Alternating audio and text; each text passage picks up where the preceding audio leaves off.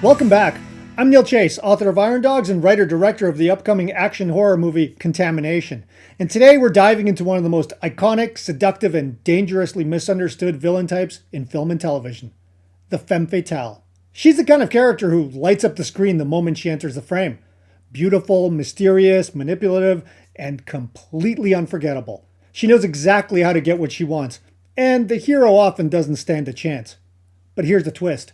The femme fatale isn't always the enemy. Sometimes she walks the line, sometimes she switches sides, and sometimes she is the story.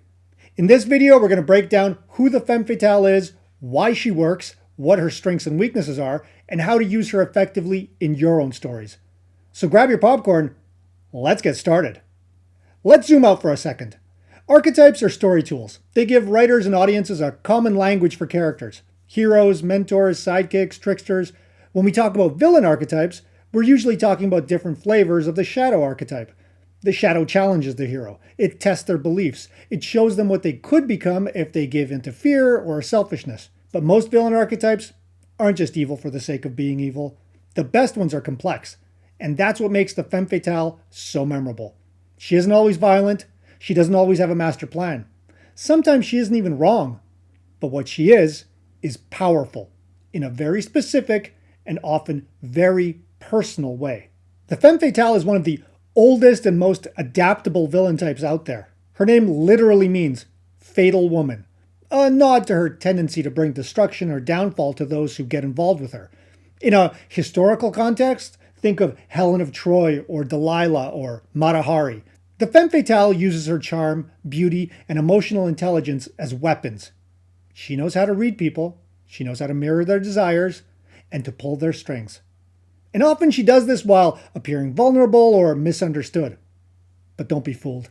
Her goals are her own, and she'll do whatever it takes to achieve them. Now, traditionally, this archetype shows up as a woman, but that's not a rule. As Captain Barbosa says, It's more what you'd call guidelines than actual rules.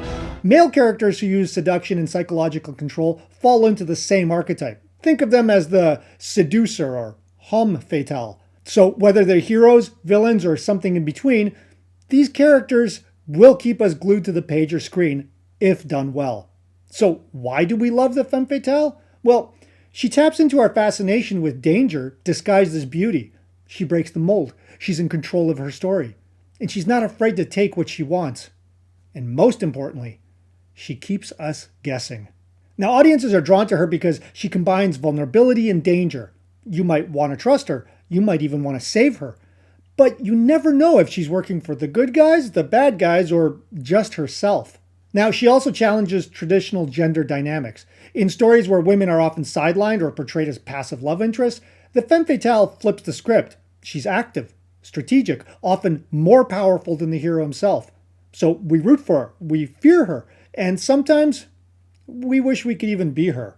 So let's look at what makes her such an effective character on screen. First is her charisma. The femme fatale is magnetic. When she walks into a room, everyone notices.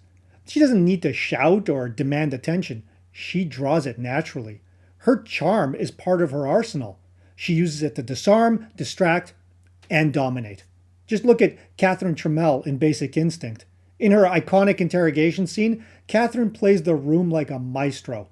Every gesture, every pause is calculated. She uses her appearance and poise to control not just the detectives, but the entire tone of the scene. Next is their intelligence. Femme fatales aren't just pretty faces, they're strategic thinkers. They understand human psychology, they anticipate moves, and they manipulate outcomes. Intelligence is often their deadliest weapon. For example, look at Eve Harrington in All About Eve. She uses her wits to manipulate everyone around her. She starts off as a naive fan, but soon reveals a genius for emotional strategy, maneuvering herself into the spotlight by outsmarting her rivals. Then there's their ambiguous morality. The femme fatale is a master of adaptation. She knows how to switch sides, shift alliances, and pivot plans without missing a beat. This keeps both the characters and the audience unsure of her true intentions. Look at Ilsa Faust in Mission Impossible: Rogue Nation. She's the ultimate chameleon. She's never fully on Ethan Hunt's side, but never entirely against him either.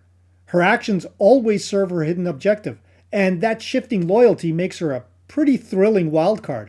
And finally, there's their emotional control. While others get flustered or emotional, the femme fatale always stays cool. She knows how to use her own emotions, or lack thereof, to manipulate others. Her calmness is unsettling because it hides her true intentions.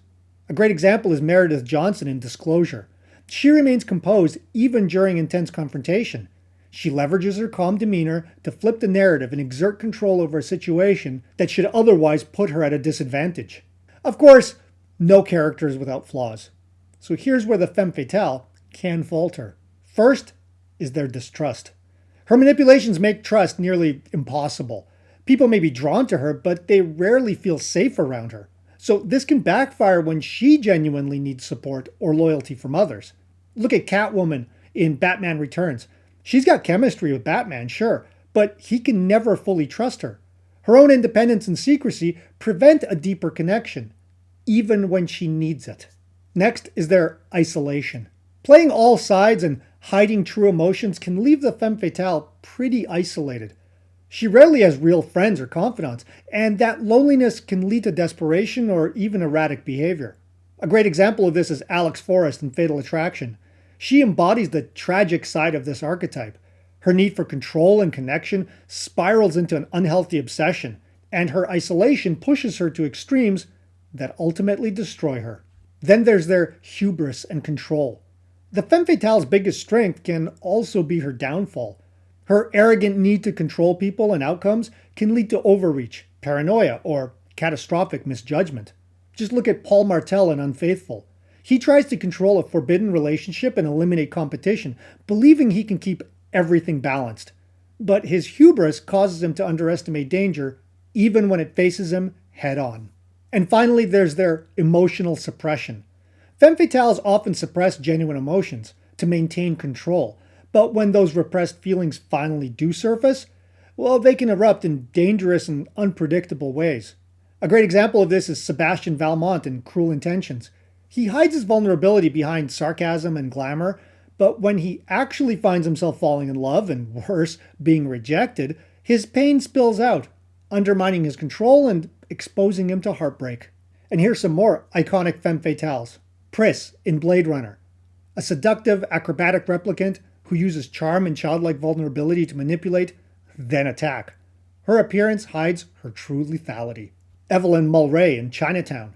She's mysterious and guarded, and draws Jake into a web of corruption and family secrets. Her apparent fragility masks some deep trauma and resilience. Dorothy Valens in Blue Velvet. She's a nightclub singer trapped in a dark world, but her vulnerability and sensuality complicate the protagonist's journey and blur moral lines. The Marquise de Merteuil in Dangerous Liaisons. Elegant, ruthless, and coldly strategic. The Marquise is the architect of manipulation, using sexuality and secrets to destroy others for really no more than sport. Pussy galore in Goldfinger. Intelligent, capable, and seductive. Pussy plays with James Bond like a cat plays with a mouse. Right until the end, her loyalties may shift, but her ambitions remain sharp. Irene Adler in Sherlock Holmes. Known only as the Woman, she's clever, independent, and able to match Sherlock intellectually and emotionally, making her a femme fatale with both depth and intrigue. Phyllis Dietrichson in Double Indemnity. One of the original noir femme fatales, she manipulates a man into committing murder using allure and false vulnerability as her main weapons. Bridget O'Shaughnessy in The Maltese Falcon. This is another classic femme fatale who lies effortlessly and entangles multiple men in a deadly hunt for a priceless artifact. And what makes this archetype even more powerful is her range. She doesn't have to be the villain. She can be the lead, or the love interest, or just a wild card. Think about Jane Smith in Mr. and Mrs. Smith, or Catwoman in Batman, or Black Widow in The Avengers as a reformed femme fatale. This makes her perfect for modern storytelling. She can evolve, surprise us, and reflect the complexity of real people. So how can you turn this archetype into one people haven't seen before? Well, here are 3 tips to get you started. First, lean into her humanity, not just her weaponry. It's easy to write a femme fatale as nothing more than a seductress or a manipulator, but if you want her to truly resonate, give her some emotional layers. Show us what hurts her, not just what she wants. So here's a tip. Give her a wound or vulnerability that she's trying to hide or compensate for. Flaws make for character building, so having her try to overcome a deep flaw will make her stand out in a big way. Next, let her outsmart, not just outsex. Seduction doesn't always mean tight dresses and flirty one-liners. True femme fatales use intellect and social awareness like a chess master. So here's a tip.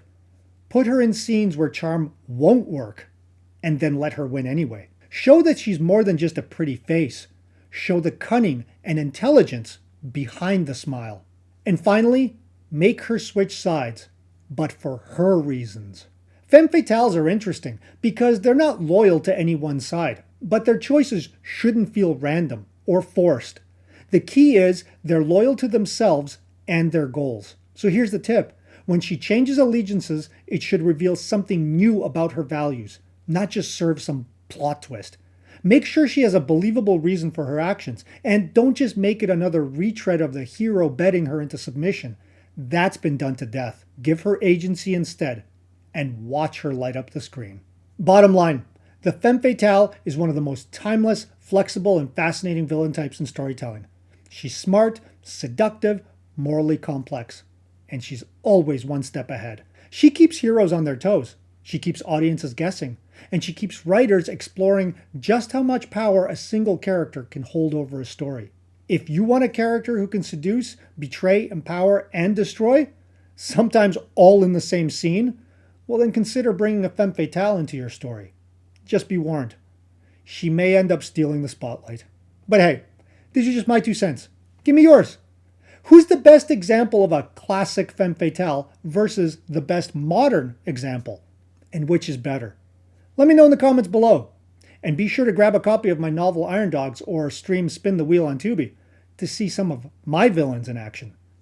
You'll find the links below. And as always, if you're looking for a deeper level of help with your own story, contact me on my webpage, neilchasefilm.com, through the link below. I've helped writers, filmmakers, and producers improve their work on everything from the characters and pacing to dialogue and action. And hey, if you found this helpful, hit that like button, subscribe for more villain breakdowns like the Fanatic or Evil Overlord, and ring the bell so you don't have to miss what's coming next. So until next time, stay creative.